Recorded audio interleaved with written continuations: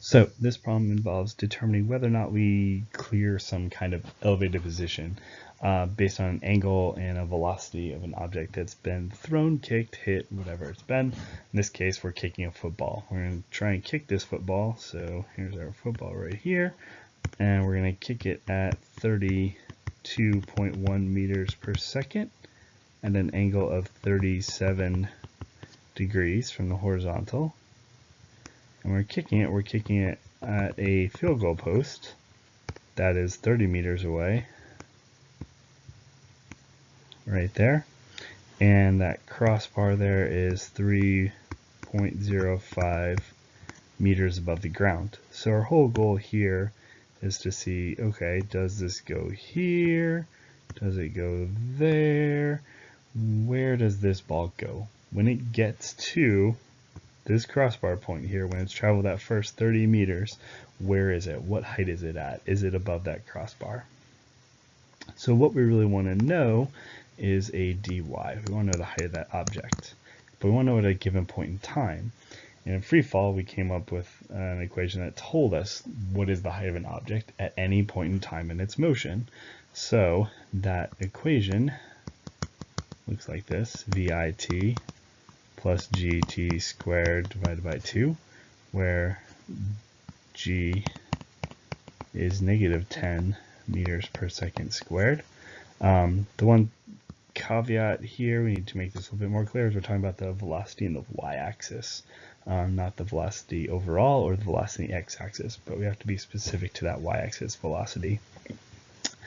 The time that's going to be there is the time it takes to get from wherever the football was kicked to the crossbar 30 meters away. So that's me based off our dx right here is that 30 meters. So our time, for finding time based on the x-axis, we're going to do t equals dx divided by vx. So we know dx, we know our velocity, we know our angle. So first step we need to do is figure out our vx and our vy at the initial launch. So Vx, again based on some of the previous work, is V times the cosine of theta, and Vy is V times the sine of theta, or 32.1 meters per second times the cosine of 37 degrees, and 32.1 meters per second times the sine of 37 degrees. So we just kind of plug those into our calculator really fast. We do 37 cosine times 32.1.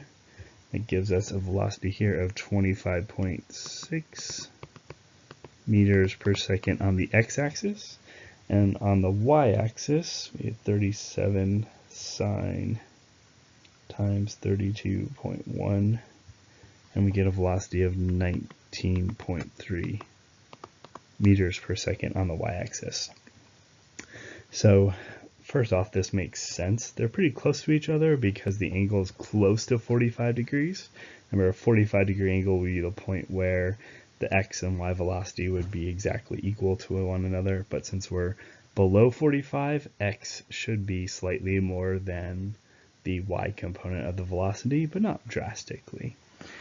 So now we can use that to find our time that we're going to be in the air for. So we take t is dx over vx. The distance we traveled in the x-axis is 30 meters. That velocity in the x-axis is 25.6 meters per second. So do 30 divided by 25.6. We find out that it's going to spend 1.17 seconds in the air. So how long well, it's going to take 1.17 seconds to cover that ground to get to the crossbar. So now we just need to find the height at 1.17 seconds. So let's go to our dy equation. Dy is VIY times t plus gt squared over 2.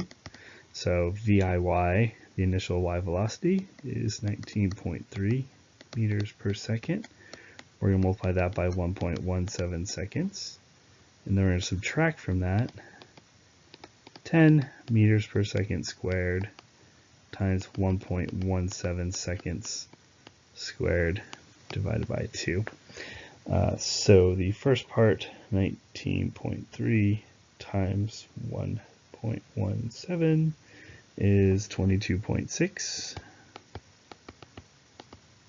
And then we're going to subtract from that 117 squared times 10 divided by 2, 6.84 meters. So when it crossed there, 22.6 minus 6.84, it was 15.8 meters up in the air, which is much greater than the 3.05 meters. So that means that yes, we made the kick and the field goal will be good. We have cleared the crossbar.